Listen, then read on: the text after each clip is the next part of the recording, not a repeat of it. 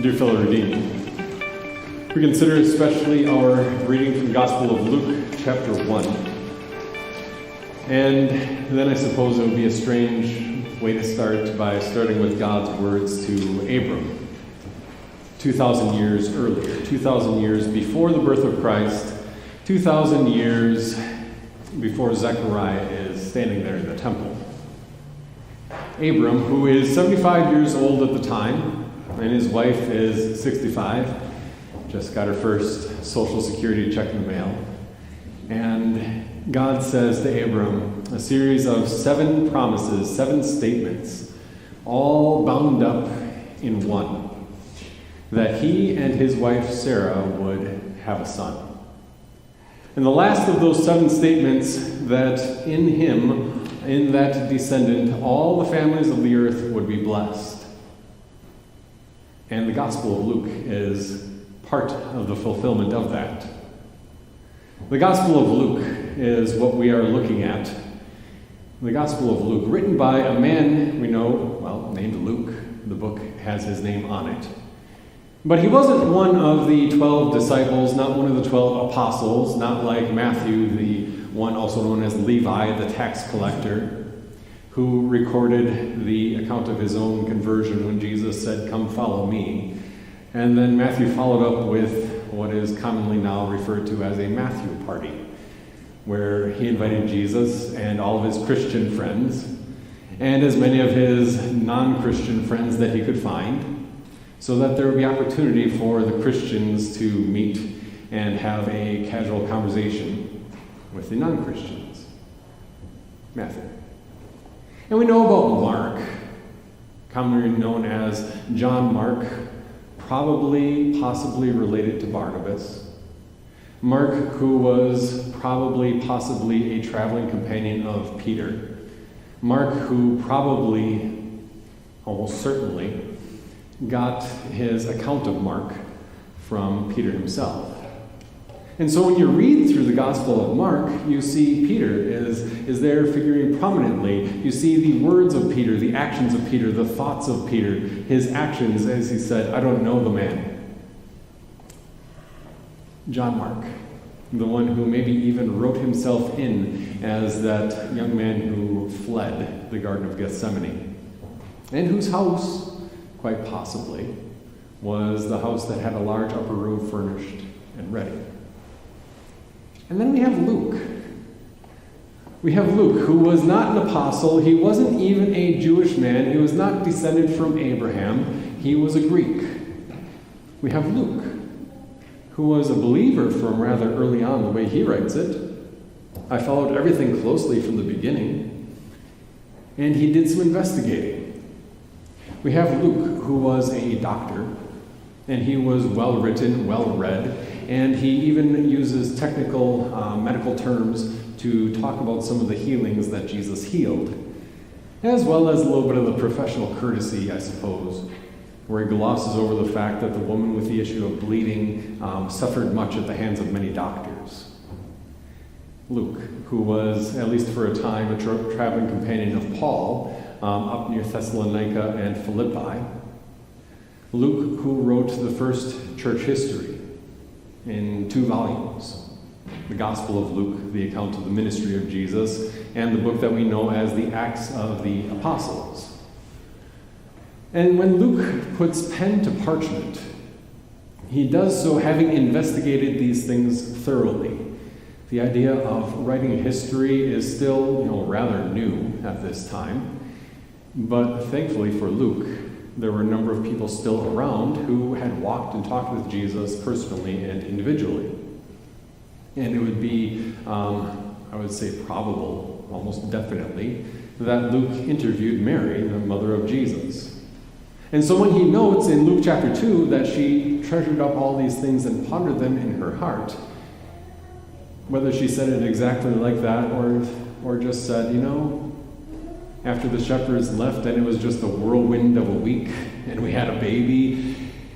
But I had to sit and think about that a lot.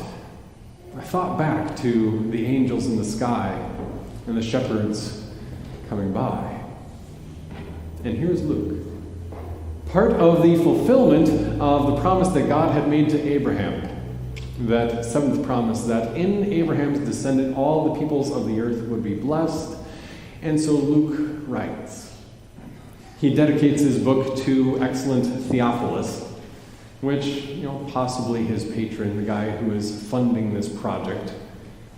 But just as equally likely, a term that, means a lover of God, one who loves God, a term that you ought to take for yourself. That Luke writes this book for you, dear believer. That Luke writes this book for you so that, he says, so that you may know the certainty of the things that you are taught. And that's why he wrote it. He wrote it because he, as one who is not part of the promised chosen nation of Israel, he emphasizes again and again that Jesus came for all people. He includes all of these extra writings and extra materials and miracles of Jesus healing people outside of the boundaries of Israel, so that you can know with certainty that this Jesus is for you.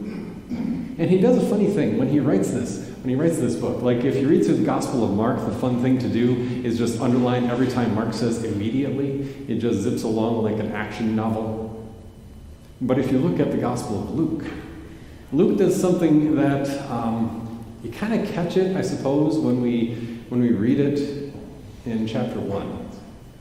You kind of catch it that verses 1 through 4 in Greek are like all one big sentence. And this is Luke showing off that he's got the chops, that he has the ability to write very well, that he's educated, that he knows what he's talking about. He has the ability to write excellent Greek. He writes Shakespeare. It's like Shakespeare writing Shakespeare, pretty much, in those first sentences. And we translate it, we put it all, we chop that sentence up into two sentences, but even in translation, verses 1 through 4 is like, oh wow, this is quite involved. Many have undertaken to compile an account of the events that have been fulfilled among us, an account like those handed down to us by those who are eyewitnesses and ministers of the word from the beginning. For this reason, it seemed good to me also, since I followed everything closely, etc. There's a technical Greek term for that called a period, like the dot at the end of a sentence. It means it's all bound up entirely. It's beautiful. And then he switches. He says in verses 1 through 4, you know what, dear Christian, I want you to be certain that I haven't been bamboozled, that even if Christians are neglected as people who are unschooled and backward, and what kind of a fool would believe in a crucified God, even if that were the case, let me assure you that I talked with them. Let me assure you that I am one of you, he says, that he is educated, and that he can write Greek with the best of them. Verses 1 through 4. Verse 5, he flips. Changes to see, spot, run Greek.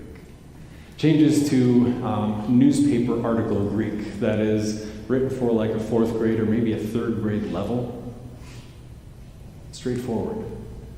So that you can know with certainty and that there is no wondering, no doubt about the who, the what, the where, the when, the why, or the how. At the time of Herod, king of Judea, there was a certain priest named Zechariah who belonged to the priestly division of Abijah. And we see here the beginning of God fulfilling, or at least, the last stage of fulfilling his promise to Abram. That through Abram's descendant, every person on earth, all nations of the world would be blessed. And there is Zechariah at the temple. There is Zechariah, he and his wife, also childless like their predecessor, Abram, and probably of similar age, where Zechariah is doing this because he doesn't have a whole lot else to do and everybody needs a hobby, and what's retirement if you're Zechariah and Elizabeth. And so he is chosen by lot. God chooses him to be the guy to go into the temple, and the most amazing thing happens. You got to picture this, right? Here is Gabriel. He is there, lighting up the incense, and it is rising up along with all the prayers of the people, and they can see that from outside the temple. And then all of a sudden, there stands Gabriel, and we've got 7 verses Okay, 5 verses. An angel of the Lord appeared to Zechariah standing at the right side of the altar. When Zechariah saw him, he was startled and overcome by fear. He was shocked. And Gabriel is like, you know what? Don't be afraid. God's heard your prayer. Fantastic, right? Don't be afraid. You and your wife are going to have a son. That's awesome. You're going to name him John. He's going to be a Nazirite for life, kind of like Samson, kind of like Samuel. He is not going to drink any alcohol for all of his life and avoid grapes and other fermented foods. He's going to be a Nazirite, and he's going to be the forerunner, Elijah, the one going before the Messiah. Zechariah, isn't this awesome? Gabriel has been waiting for God to simply say the word. Gabriel had been waiting to see God's plan of salvation unfolding until God finally said, you know what, Gabriel, you're on deck. Go tell Zechariah, here goes, right? And Zechariah and his response, yeah, right. Yikes. I don't know about you, to my knowledge, I've never spoken with an angel. I don't know about you, but when I walk out and I get a drink at our water fountain, our drinking fountain, or what is colloquially called a bubbler, get a drink at the drinking fountain during that hymn right before I preach, I've never encountered an angel. But I'm fairly certain that if I walked out there and then all of a sudden an angel in gleaming and wings and eyes and everything like the way Ezekiel describes angels, or the way Isaiah describes angels, if I saw an angel out there, I don't think my response would be, okay, you just came from the throne room of God, but I'm not having it, I'm not believing it, yeah, right.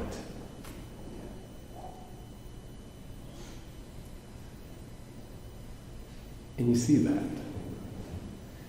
And it looks like the most ridiculous thing. Zechariah, here is like the moment that is going to be recorded for all of history. Here's the moment that will be written down in words that will remain through eternity. And Luke records for us that Zechariah says, how can I be sure? Because I know how this works, and this, let me tell you, is not how it works. Not that God needed to explain it, but God wanted Zechariah to believe what he heard. God wasn't proposing an argument to try to reason him and explain all the biology and the what and the how, but God was fulfilling a promise. That God would be preparing his people through yet another miraculous birth. Not just the miraculous birth of Isaac 25 years after Genesis 12. Not just the miraculous birth of Isaac to a woman who was 90 and her husband who was 100. But followed up by the miraculous birth to Zechariah and Elizabeth, who are well past having a baby time. Culminating in one more miraculous birth of the Word made flesh. I don't know about you, but my answer, I hope, wouldn't be, I just saw an angel, but I'm going to respond with, yeah, right. But at the same time, I'm glad that Luke records that for us.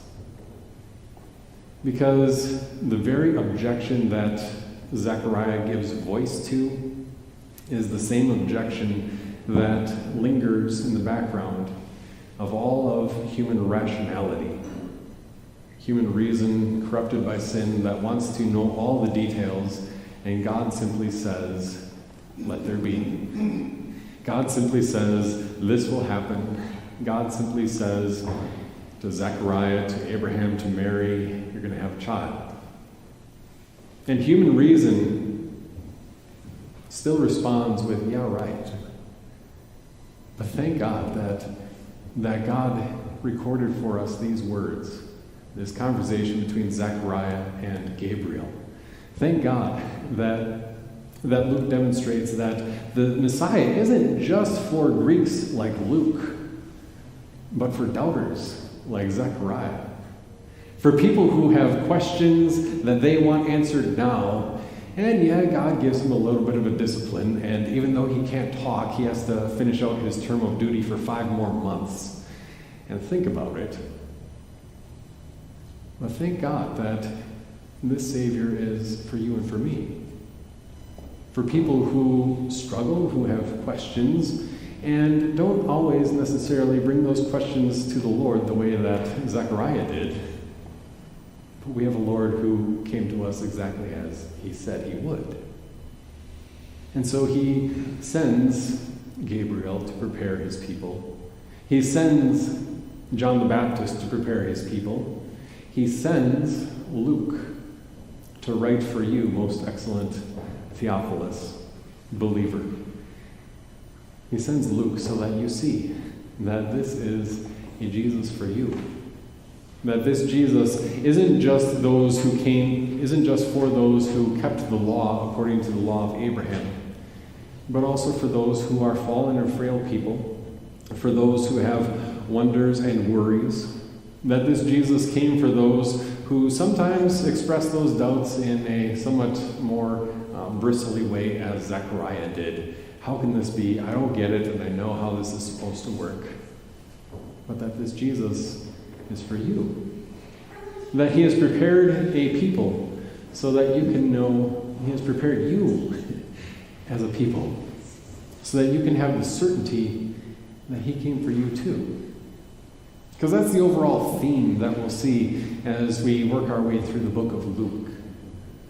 Over the next few weeks, we'll have a reading plan on the way out of church tonight. As you work through the book of Luke, if the Gospel of Mark is basically the patron saint of immediately, like he says immediately everywhere, then Luke is the patron saint of Jesus is for you. I don't care who you are, he says.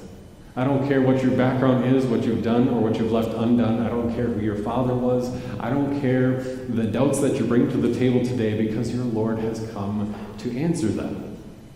And not necessarily to answer them on your time frame and to answer them according to your satisfaction, but to answer them even better than that, with a miracle of the Word made flesh, with a miracle of a promise that God made to a man who was 75 years old and childless, 4,000 years ago, to the fulfillment of another promise that God made to a man and his wife who were likewise childless 2,000 years ago. And also for you, believer, excellent Theophilus, that this Jesus is for you too. That he has prepared you for his coming, and he says, sometimes even if it doesn't make sense, you just got to sit back and watch as you see the miracle unfold. Amen.